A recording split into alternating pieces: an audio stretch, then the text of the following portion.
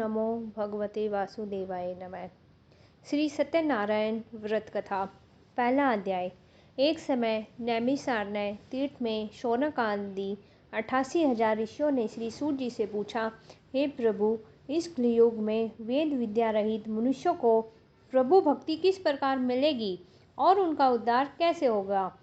हे मुनि श्रेष्ठ, कोई ऐसा तप कहिए जिससे थोड़े समय में पुण्य प्राप्त होवे और मनवांछित फल मिले। ऐसा कथा सुनने की हमारी इच्छा है। सर्वशास्त्र ज्ञाता श्री सूत जी बोले, हे वैष्णवों में पूज्य, आप सबने प्राणियों के हित की बात पूछी है। अब मैं उस श्रेष्ठ व्रत को आप लोगों से कहूँगा जिस व्रत को नारद जी ने लक्ष्मी नारायण भगवान से पूछा था और लक्ष्मीपति ने मुनि श्रेष्ठ नारद जी से कहा था, सो ध्यान से सुनो। एक समय योगी राज नारद जी दूसरों के हित की इच्छा से अनेक लोकों में घूमते हुए मृत्युलोक में आ पहुँचे।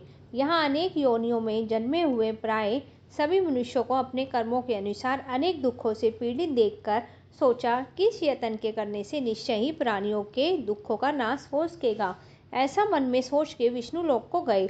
वहाँ श्वेत वर्ण और 4 भुजाओं वाले देवों के ईश नारायण को देखकर, जिनके हाथों में शंख, चक्र, गदा और पद्म थे, वरमाला पहने हुए थे, स्तुति करने लगे, हे भगवान, आप अत्यंत शक्ति से संपन्न है। मन तथा वाणी भी आपको नहीं पा सकती है। आपका आदि मध्य अंत भी नहीं है। आप निर्गुण स्वरूप सृष्टि के आदिभूत व भक्तों के दुखों को नष्ट करने वाले हो। आपको मेरा नमस्कार है। नारद जी से इस प्रकार की स्तुति सुन के विष्णु भगवान बोले, हे मुनि श्रेष्ठ, आपके मन में क्या है? आपका किस काम के लिए आगमन हुआ है? निसंकोच कहिए। तब नारद मुनि बोले, मृत्युलोक में सब मनुष्य जो अनेक योनियों में पैदा हुए हैं, अपने अपने कर्मों के द्वारा अनेक प्रकार के दुखों से दुखी हो रहे हैं। हे नाथ, यदि आप मुझ पे दया रखते हो तो बतलाइए कि उन मनुष्यों के सब दुख थोड़े से ही प्रयत्न से कैसे दूर हो सकते हैं। श्री विष्णु भगवान जी बोले, हे नारद, मनुष्यों की भलाई के लिए तुमने बहुत ही अच्छी बात पूछी है। जिस काम के करने से मनुष्य मोह से छूट जाता है, वह मैं कहता हूँ, सुनो। बहुत पुण्य देने वाला स्वर्ग तथा मृत्युलोक दोनों में दुर्लभ एक उत्तम व्रत है। आज मैं प्रेमवश होकर तुमसे कहता हूँ। श्री सत्यनारायण भगवान का यह व्रत अच्छी तरह से विधि पूर्वक करके मनुष्य धरती पे आयु पर्यंत सुख भोग के मरने पर मोक्ष को प्राप्त होता है।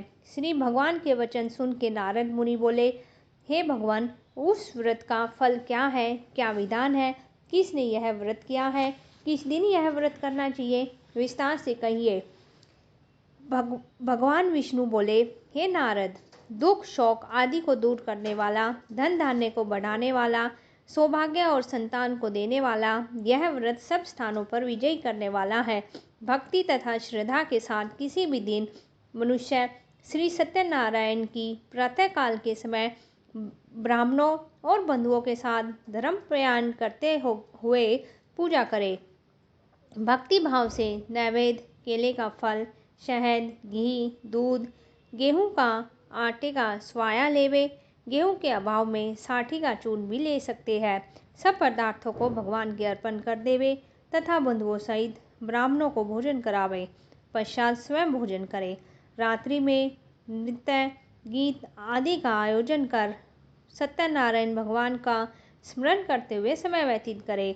इस तरह व्रत करने पर मनुष्य की इच्छा निश्चय पूरी होती है। विशेष रूप से कलिकाल में भूमि पर यही मोक्ष का सरल उपाय है। दूसरा अध्याय। सूत जी बोले, हे ऋषियों, जिसने पहले इस व्रत को किया है उसका इतिहास कहता हूँ, ध्यान से सुनो। सुंदर काशीपुरी नगरी में एक अत्यंत निर्धन ब्राह्मण रहता था। वह भूख और प्यास से बेचैन हुआ नित्य पृथ्वी पर घूमता था। ब्राह्मणों से प्रेम करने वाले भगवान ने ब्राह्मण को दुखी देखकर बूढ़े ब्राह्मण का रूप धर उनके पास जाके आदर के साथ पूछा, हे ब्राह्मण, तुम नित्य दुखी होकर पृथ्वी पर क्यों घूमते हो? हे ब्राह्मण, यह सब मुझसे कहो, मैं सुनना चाहता हूँ। ब्राह्मण बोला, मैं निर्धन ब्राह्मण हूँ, भिक्षा के लिए पृथ्वी पर फिरता हूँ। हे भगवान, यदि आप मुझ इससे छुटकारा पाने का कोई उपाय जानते हैं तो कृपा करके मुझे बतलाइए। वृद्ध ब्राह्मण बोला, हे ब्राह्मण, सत्यनारायण भगवान मनवांछित फल देने वाले हैं, इसलिए तुम उनका पूजन करो, जिसके करने से मनुष्य सब दुखों से मुक्त हो जाता है। ब्राह्मण को व्रत का सारा विधान बतलाकर बूढ़े ब्राह्मण का रूप धारण करने वाले सत्यनारायण भगवान अंतर्ध्यान हो गए। जिस व्रत ब्राह्मण ने बतलाया है, मैं उसको करूँगा, यह निश्चय करके उसे रात में नींद भी नहीं आई। वह सवेरे उठ सत्यनारायण के व्रत का निश्चय कर भिक्षा के लिए चला। उस दिन उसको भिक्षा में बहुत धन मिला, जिससे बंधु बांधवों के साथ उसने सत्यनारायण भगवान का व्रत किया। इसके करने से वह ब्राह्मण सब दुखों से छूटकर अनेक प्रकार की संपत्तियों से युक्त हुआ। उस समय से वह ब्राह्मण हर मास व्रत करने लगा। इस तरह सत्यनारायण भगवान के व्रत को जो कोई भी करेगा, वह मनुष्य सब दुखों से छूट जाएगा। इस तरह नारद जी से सत्यनारायण भगवान का कहा हुआ यह व्रत मैंने तुमसे कहा। हे ब्राह्मणों, मैं अब और क्या कहूँ। ऋषि बोले, हे मुनीश्वर, संसार में इस ब्राह्मण से सुनकर किस किस ने इस व्रत को किया है, वह सब हम सुनना चाहते हैं। उसके लिए हमारे मन में जिज्ञासा है। सूत जी बोले, हे मुनियों, जिसने इस व्रत को किया है, वह सब सुनो। एक समय वह ब्राह्मण धन और ऐश्वर्य के अनुसार बंधु बांधवों के साथ व्रत करने को तैयार हुआ। उसी समय एक लकड़ी बेचने वाला बूढ़ा आदमी आया। बाहर लकड़ियां रख के ब्राह्मण के मकान में गया। प्यास से दुखी लकड़हारा उसको व्रत करते हुए देखकर ब्राह्मण को नमस्कार करके कहने लगा, आप ये क्या कर रहे हैं? इसके करने से क्या फल मिलता है? कृपया करके मुझको बतलाइए। ब्राह्मण ने कहा, सब मनोकामनाओं को पूर्ण करने वाला यह सत्यनारायण भगवान का व्रत है। इसी की ही कृपा से मेरे यहाँ धन धान्य आदि की वृद्धि हुई है। ब्राह्मण से इस व्रत के बारे में जानकर लकड़हारा बहुत ही प्रसन्न हुआ। चरणामृत ले और प्रसाद खाने के बाद अपने घर को गया। अगले दिन लकड़हारे ने अपने मन में इस प्रकार का संकल्प लिया कि आज ग्राम में लकड़ियां बेचने से जो धन मिलेगा, उससे सत्यनारायण देव का उत्तम व्रत करूंगा। यह मन में विचार करके वह बूढ़ा आदमी लकड़ियां अपने सिर पर रख के जिस नगर में धनवान लोग रहते थे, ऐसे सुंदर नगर में गया। उस दिन वहां उसे उन लकड़ियों का दाम पहले दिनों से चौगुना मिला। तब वह बूढ़ा लकड़हारा दाम ले और अति प्रसन्न होके पके केले, शक्कर, घी, दूध, दही और गेहूं का चूर्ण इत्यादि सत्यनारायण भगवान के व्रत की कुल सामग्रियों को लेकर अपने घर गया। फिर उसने अपने भाइयों को बुलाकर विधि के साथ भगवान का पूजन और व्रत किया। उस व्रत के प्रभाव से यह बूढ़ा लकड़हारा धन पुत्र से युक्त हुआ और संसार के समस्त सुख भोग के वैकुंठ को चला गया। तीसरा अध्याय। सूत जी बोले, हे श्रेष्ठ मुनियों, अब मैं आगे की कहानी कहता हूँ, सुनो। पहले समय में उल्कामुख नाम का एक बुद्धिमान राजा रहता था। वह सत्यवक्ता और जितेंद्रिय था। प्रतिदिन देवस्थानों पे जाता और गरीबों को धन देके उनके कष्ट को दूर करता था। उनकी पत्नी कमल के समान मुख वाली और सती साध्वी थी। पुत्र प्राप्ति के लिए भद्रशिला नदी के तट पे उन दोनों ने श्री सत्यनारायण भगवान का व्रत किया।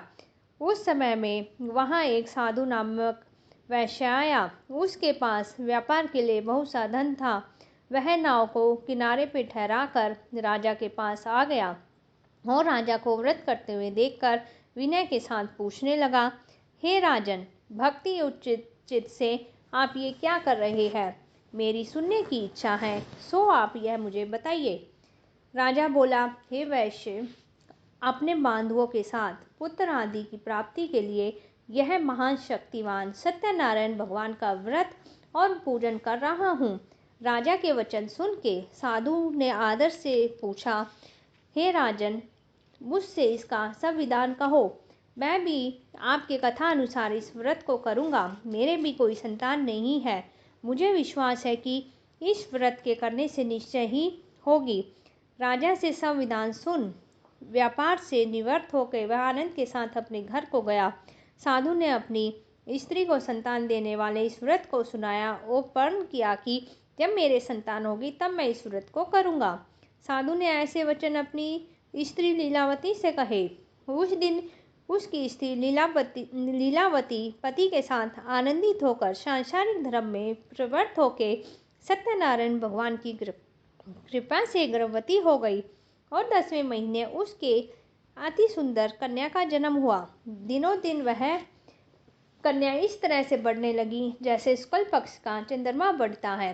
कन्या का नाम कलावती रखा गया।